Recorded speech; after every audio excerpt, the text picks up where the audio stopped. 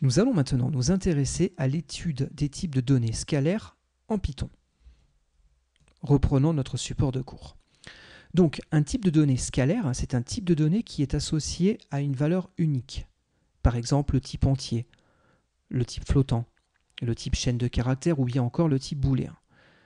Ces types scalaires sont souvent mis en opposition avec les types de données complexes, tels que, par exemple, les listes, les tuples, les sets ou bien encore les dictionnaires. Effectivement, ces types de données complexes permettent de stocker plusieurs valeurs à l'intérieur du type. Nous reviendrons sur l'étude de ces types complexes un petit peu plus tard. Donc pour commencer l'étude de ces types scalaires, nous allons commencer déjà par les types numériques, et puis surtout par le type entier. Le mieux étant certainement pour présenter ces types de prendre un interpréteur Python pour pouvoir commencer à faire quelques petits exemples. Donc comme l'indique la diapositive ici, effectivement l'interpréteur interactif va fonctionner un petit peu comme une calculatrice.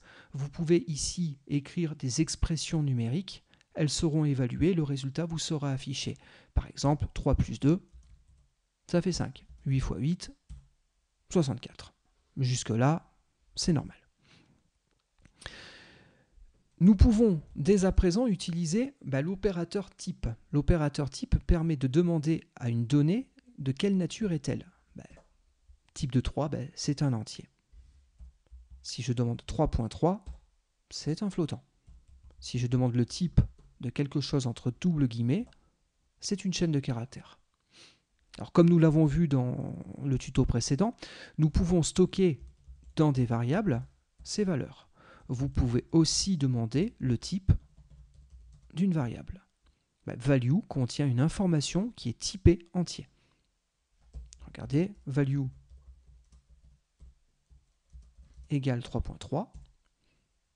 Si je redemande le type de value, cette fois-ci, c'est un flottant. Arrivé à ce stade, on peut faire une remarque importante.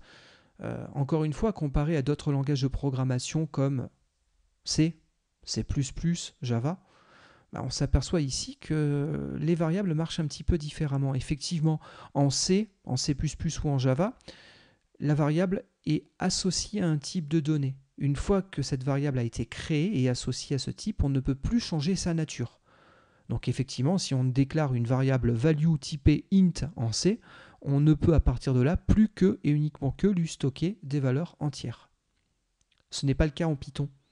On vient de le voir ici, ma variable value a pris deux valeurs différentes, de nature différente. 3 c'était un entier, 3.3 c'était un flottant.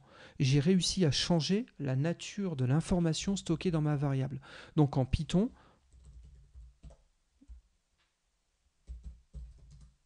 regardez, je demande le type de value.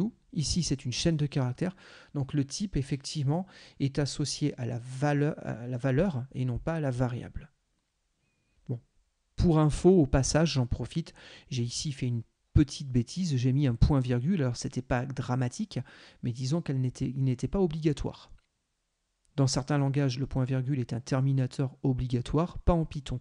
En Python, c'est un séparateur. Vous pouvez utiliser le point-virgule pour pouvoir mettre par la suite une autre instruction. Bon. Petit point terminé. Revenons donc à nos entiers. Donc comme on était en train de le voir, donc on peut déclarer différentes variables. Ces variables ne sont pas intimement liées à un type de données. Parfait. Donc je reviens avec ma value. Notez qu'on peut aussi utiliser cette syntaxe qui permet à la fois d'initialiser value et value2. Bon, dans value, j'ai 10. Dans value2, j'ai la valeur 20. Parfait. Notez aussi que nous avons tout un ensemble d'opérateurs qui sont liés au type de données que vous allez utiliser. Par exemple, c'est des remarques relativement importantes qu'il faut bien avoir en tête. Vous allez voir pourquoi dans quelques instants. Mais si je reprends un premier exemple, si je fais 2 étoiles étoiles 3, ça me renvoie 8. Bon, effectivement, c'est un opérateur particulier qui permet de calculer la puissance. 2 puissance 3 égale 8. 3 puissance 3, ça fait 27. 2 puissance 8, 256.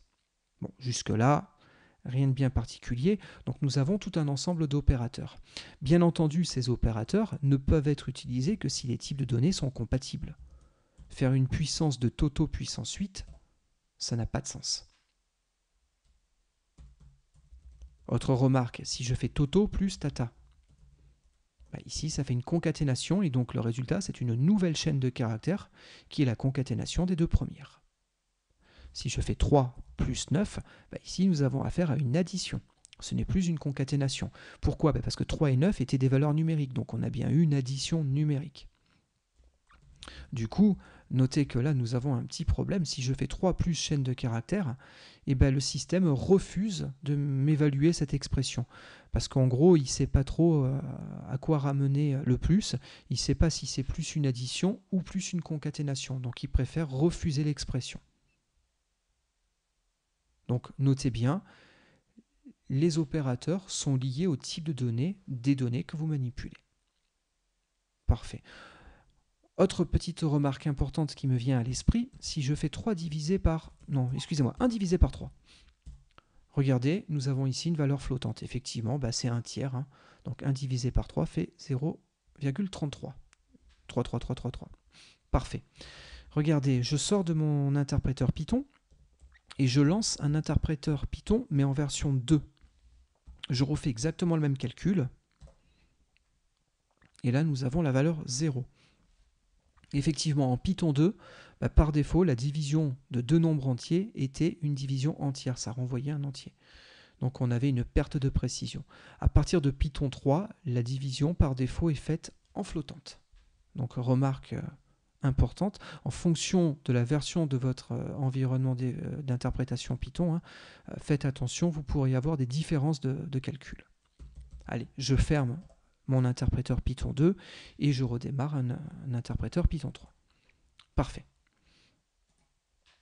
Bon, comme on le voit ici, si on en revient donc à nos valeurs entières, qui plus est, nous pouvons les exprimer via différentes bases numériques.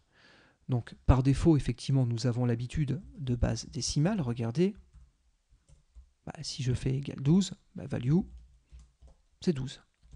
Maintenant, je peux dire 0x12. Dans ce cas-là, je cherche à passer en base hexadécimale, le x étant pour hexa. Donc si j'affiche value, effectivement, le 1 ici, c'est que nous avons donc passé tous les digits jusqu'à 16. Donc 1, 2, 3, 4, 5, 6, 7, 8, 9, A, B, C, D, E, F. Et donc le suivant, c'est 16. Donc du coup, 16 plus 2 égale 18. Donc nous sommes bien en base hexadécimale. Notez aussi, vous pouvez utiliser des bases binaires. Bon, ici, nous avons le troisième bit et le premier bit. Donc 4 plus 2, normalement, ça fait 5. Parfait. Donc attention à quelles sont les bases que vous utilisez pour exprimer vos valeurs entières. Bon, ici, ce qu'on remarque, c'est qu'à l'instar de C, c'est exactement les mêmes opérateurs. Nous avons tout un ensemble d'opérateurs qui permet de travailler sur des valeurs numériques, mais qui opèrent des manipulations bit à bit. Par exemple, un et bit à bit, un ou bit à bit, un XOR, un NOT, ou des décalages de bits vers la droite ou vers la gauche. Allez, faisons juste un petit exemple. Je vais créer une variable A, elle vaut 0B, 01, 01, comme tout à l'heure. Je refais un 0B, 1, 0, 1, 0 que je stoppe dans la variable B. Du coup, si je fais un OU, 0 ou 1, ça fait 1. 1 ou 0, ça fait 1. 0 ou 1, ça fait 1. Et pareil à ce niveau-là. Donc nous avons normalement la valeur 15. Pourquoi? Parce que la valeur, le résultat calculé, c'était 0B, 1, 1, 1, 1. Donc 15. Parfait. Maintenant, si je fais A et B, donc là nous avons un masque binaire de type AND, il faut donc que les deux bits 2 à 2 soient 1 pour que le résultat soit 1. Donc du coup, ça n'arrive pas. 0 ou 1, ça fait 0, 0, 0 ou 0. Donc du coup, la valeur calculée est 0. Notez aussi, hein, là j'ai 5, je peux faire des décalages de bits sur la gauche ou sur la droite. Et donc là, nous avons perdu ce bit-là. Hein. Il ne restait plus que 0, 1, 0, et donc la valeur 2. Parfait. Passons aux types flottants. Donc les types flottants peuvent s'exprimer de deux manières, hein, soit en notation classique, soit en notation exponentielle. Par exemple, value égale 3.1415.926.54. Vous aurez reconnu pi. Bon, si je fais un type de value, effectivement, c'est bien le type float qui m'est retourné. Et donc, nous avons tout un ensemble d'opérateurs qui permettent de faire des manipulations de données flottantes. Testons la notation exponentielle.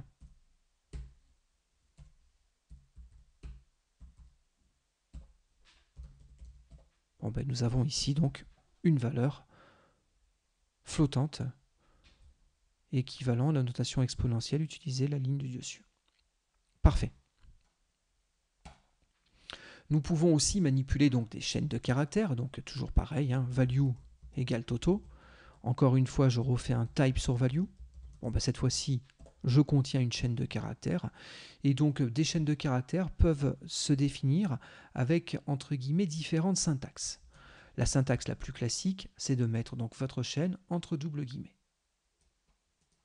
Notez que si vous utilisez cette syntaxe, vous avez le droit d'utiliser certaines séquences particulières. Par exemple, ici, je vais dire que ma value, c'est toto, anti/t, tata. Le anti/t ici me permet de définir une tabulation. Regardez, je vais plutôt faire un print value. Alors notez qu'il y a une petite différence entre demander à l'interpréteur de nous afficher la valeur avec une représentation interne par rapport à la deuxième technique que j'utilise qui demande à faire un affichage précis. Si on fait l'affichage de la chaîne de caractères, on voit bien que toto et tata sont espacés avec une tabulation. Effectivement, ce caractère correspond à une tabulation. De même, vous connaissez certainement en C, hein, la syntaxe anti/n, on la retrouve de même en Python, et donc ça c'est pour faire un retour à la ligne. Regardez bien, si je fais un print de value, j'ai bien toto, retour à la ligne, suivi de tata. Parfait. Notez, hein, vous pouvez même envisager avoir une chaîne de caractères qui se poursuit à la ligne suivante. Il suffit de mettre le caractère anti/ sans rien derrière, donc avec un retour à la ligne immédiat. Hein, et donc vous avez la suite de la chaîne de caractères qui sera donc renseignée sur la ligne suivante. Parfait. Maintenant, sachez que vous avez aussi la possibilité d'utiliser ce qu'on appelle des raw strings, des chaînes brutes. Ces raw strings s'expriment en les préfixant avec le caractère R. Et donc, regardez, toto, anti/n, tata. Donc, comme ça a l'air plus ou moins de ressembler à la définition que nous avions faite ici. Par contre, si je fais un print de value, il y a une sacrée différence, c'est que ici c'est une chaîne brute, donc le caractère anti/ ne prend plus aucune signification et ne permet donc plus d'introduire des caractères spéciaux. Nous avons donc la chaîne toto, anti/n, tata. Notez aussi que vous avez des chaînes de caractères multilignes. Ces chaînes de caractères multilignes sont introduites par triple double cote. Regardez,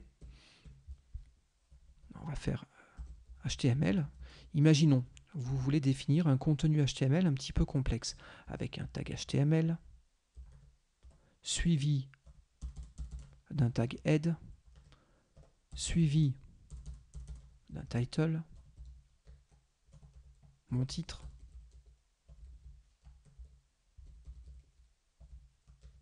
suivi du /head. On pourrait imaginer continuer comme ça longtemps avec tous les autres tags de la page.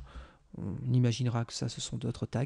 Et puis, je clôt ma chaîne de caractères en faisant /html, donc pour avoir le tag fermant, et je rajoute derrière triple double cote, qui ferme donc la chaîne à ce niveau-là. Bon, si vous cherchez à afficher le contenu de notre variable HTML, nous avons le contenu suivant. Donc nous avons une chaîne de caractères multiligne. Notons maintenant, il y a une autre façon de manipuler des chaînes de caractères, c'est d'utiliser la simple cote. C'est à peu près équivalent, hein. Si je fais value ici égale toto anti/n tata et que je fais un print de ma variable, bah, nous avons bien le caractère anti/n qui a été traité, hein, comme étant le retour à la ligne, et donc nous avons défini notre chaîne entre des simples cotes et non plus des doubles. C'est pareil, nous pouvons avoir des row strings en utilisant cette syntaxe, et nous pouvons avoir des chaînes de caractères multilignes en utilisant la syntaxe triple simple cote. Donc comme vous pouvez le voir, bah, nous avons donc plusieurs façons d'exprimer des chaînes de caractères. Adapter ces syntaxes en fonction de vos besoins. Un exemple typique, je veux définir un chemin. Et imaginons, ce n'est pas mon cas, mais imaginons que nous soyons sur plateforme Windows. Il serait une très mauvaise idée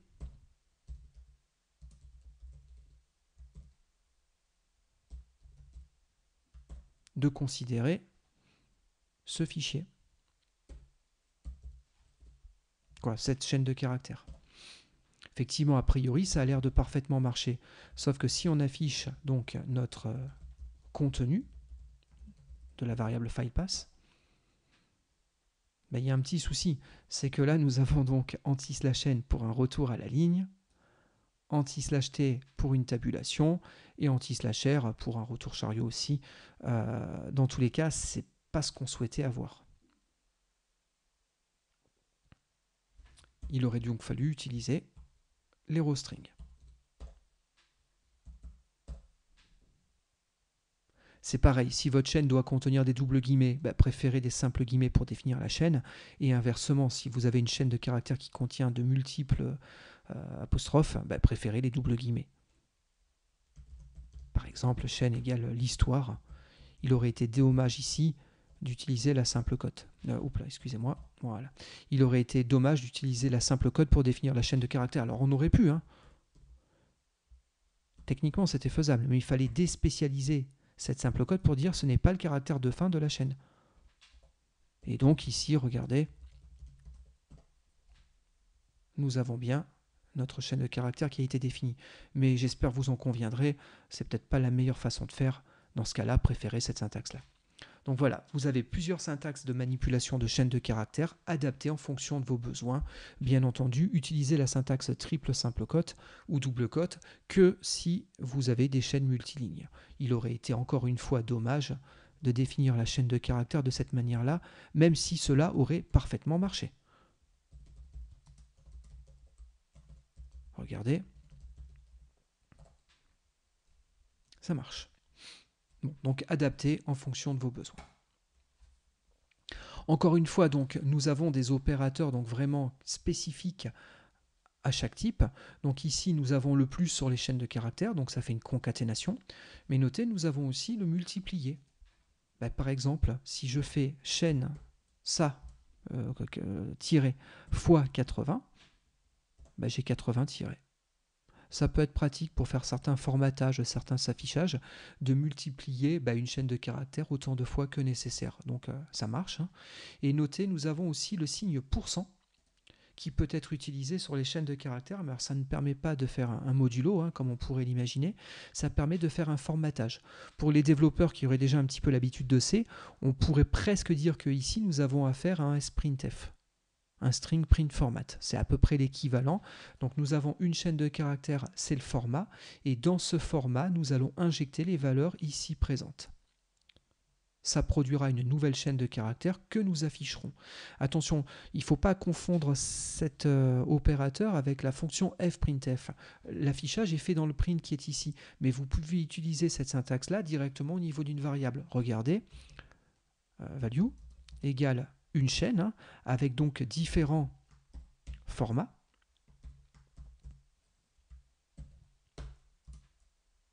Différentes injections. Et nous voulons que les valeurs injectées soient 5 et 3. Donc imaginons que nous souhaitions formater un nombre rationnel, une fraction, bah, nous pouvons dire ici que nous avons 5 tiers. Nous n'avons pas fait d'affichage ici, c'est pour ça qu'il ne faut pas le confondre avec fprintf. Nous avons produit une chaîne de caractères qui vaut la chaîne de caractères 5 tiers. Bon, si vous embarquez néanmoins cette syntaxe-là directement dans un print, bon, ben, ça fait l'affichage que vous pouvez constater ici. Alors notez que, quelque part, une chaîne de caractères, on peut presque la voir comme étant un type complexe. On pourrait presque dire qu'une chaîne de caractères, c'est un tableau de caractères. Du coup, vous avez les mêmes opérateurs que pour les tableaux. Bon, nous reviendrons sur les tableaux ultérieurement, mais notez ici que nous pouvons donc manipuler nos chaînes. Regardez, ici, je vais refaire la même manip. Message égale Hello World. Parfait. Et là, je cherche à calculer donc la sous-chaîne qui part du caractère 0, donc qui part du H,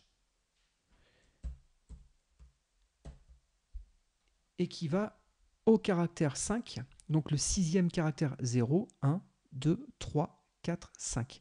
Le caractère 5, techniquement, c'est le blanc qui est là. Ici, vous donnez l'indice du dernier caractère. Attention, ce n'est pas la taille de la chaîne de caractères, c'est l'indice de celui qui suit le dernier. Donc ici, effectivement, nous avons bien extrait hello. Maintenant, regardez bien, si je cherche à faire message crochet, je prends 6. 6, c'est le W. D'accord ? 0, 1, 2, 3, 4, 5 et 6. Et si je vais jusqu'à 11, 11, c'est 6, 7, 8, 9, 10, 11. C'est ce qui suit le dernier caractère que je veux extraire, donc le D. Donc nous faisons bien ici l'extraction du mot world. Bon, notez que nous avons des raccourcis. Je peux aller du sixième caractère, du septième on va dire, parce que les indices commencent à 0, mais donc du septième caractère jusqu'à la fin, ou on peut dire du début jusqu'au sixième. Parfait. Donc ça, c'est quelques possibilités intéressantes d'extraction de sous-chaînes qui sont faites grâce à l'opérateur crochet. Bon, ici, nous retrouvons des choses dont nous avons déjà un petit peu parlé. Effectivement, nous avons la possibilité donc de connaître le type de nos données ou de nos variables. Nous y reviendrons. Là, nous avons des exemples un petit peu plus complexes qu'on verra par la suite. Parfait. Et puis, à partir de là, vous pouvez faire des transformations d'un type à un autre. Effectivement, ici, nous avons une chaîne de caractères. Si je veux transformer cette chaîne de caractères en une valeur numérique entière, je peux faire un int de la chaîne de caractères. Regardez, value égale 1023. Et là, je fais un print de int de value. Bon, a priori, ça affiche 1023. Mais notez, si j'avais affiché value, on aurait eu le même résultat. La nuance, elle est que là, j'ai calculé une valeur numérique. Donc, si je fais un plus 2, 1023 plus 2, ça fait 1025. Alors que si je n'avais pas mis mon int et que j'avais cherché à faire mon plus 2 ici, là nous aurions eu un souci, excusez-moi, étant donné que 1023 était une chaîne de caractères. En tout cas, c'était défini ainsi. Dans le même ordre d'idée, vous pouvez utiliser l'opérateur float qui permet de calculer une valeur flottante à partir d'une chaîne de caractères. Regardez, si je rajoute le type par-dessus tout ça, on a bien calculé une donnée de type float. Et puis tant qu'on y est, je peux faire un type de str de 3.2. 3.2, c'est une valeur flottante. Grâce à str, nous allons générer une chaîne de caractères équivalente à cette valeur. Donc j'ai bien récupéré quelque chose de type chaîne. Regardez, A égale str de 3.2. J'affiche A, j'ai une chaîne de caractères, je n'ai pas une valeur numérique. Donc voici quelques exemples sur la slide précédente d'utilisation de ces choses-là. Notez que dans le cas spécifique des fonctions de conversion vers entier, nous avons la possibilité aussi de spécifier la base numérique.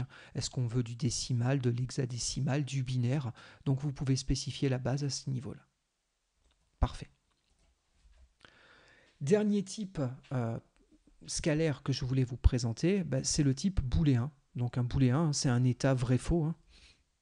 Alors néanmoins, pour ceux qui viendraient de Java, notez qu'il y a une petite subtilité non négligeable. Value égale true. Bah là, j'ai une erreur. Pourquoi? Bah parce que le langage Python est case sensitive et les constantes true et false sont définies avec la première lettre en majuscule. Donc ceux qui viennent de Java, c'était mon cas avant d'arriver sur Python, bon, bah, sachez que vous allez passer quelques jours à taper des true et des false avec la première lettre en minuscule. Vous aurez systématiquement une erreur, bah, vous prendrez soin de corriger. Ce qu'il ne faut pas, c'est bloquer là-dessus. Il ne faut pas bloquer pendant 3 heures en se disant qu'est-ce qui ne va pas. Il faut juste avoir le réflexe de vous dire ah oui, c'est vrai, effectivement, ces constantes commencent par une majuscule. Dans le même ordre d'idée, vous pouvez définir la valeur false à ce niveau-là. Si on fait un type de value, bah cette fois-ci, nous n'avons plus un entier, nous n'avons plus un flottant ou plus une chaîne de caractères, nous avons un booléen. Parfait. Il y a des opérateurs, bien entendu, spécifiques au booléen, et notamment le OR et le AND qui permettent de faire le OU et le ET logique. Parfait. Allez, encore quelques dernières subtilités. L'équivalence, c'est le double égal, excusez-moi, commencer. Nous avons la possibilité, selon les versions de Python que vous allez utiliser, d'avoir deux séquences de caractères pour l'opérateur de différence. Je vous conseille de ne retenir que celui-ci. Pourquoi? Parce qu'il a le mérite de passer en Python 2 ou en Python 3. Le inférieur-supérieur ne marche qu'en Python 2. Ça permettait de faire donc la différence. Regardez ici, si je fais est-ce que 3 est différent de 2? Bah oui, effectivement. En tout cas, ici, ça ne marche pas. C'est normal, je suis dans un interpréteur en version 2. Je le fais à la syntaxe 3. Cette fois-ci, ça marche. Oui, 3 est bien différent de 2. Je sors de mon interpréteur en version 3. Je lance un Python 2. Je fais 3 différent de 2. Il me répond de manière identique à tout à l'heure que c'est le cas. Effectivement, c'est bien différent. Par contre, si je fais 3 différents de 2, cette fois-ci, ça marche. Pour autant, je vous demande d'oublier cette syntaxe-là. C'est au cas où vous tomberiez sur des exemples qui l'utilisent, sachez que ça fait la différence.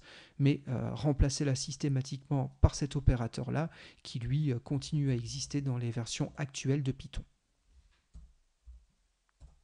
Parfait. Voilà qui clôt donc cette première introduction donc, sur les types primitifs, les types scalaires en Python. Sur le prochain chapitre, nous allons étudier les types complexes et donc notamment les tuples, les listes, les sets et les dictionnaires. Donc à très vite pour ce prochain tuto. Merci de votre attention.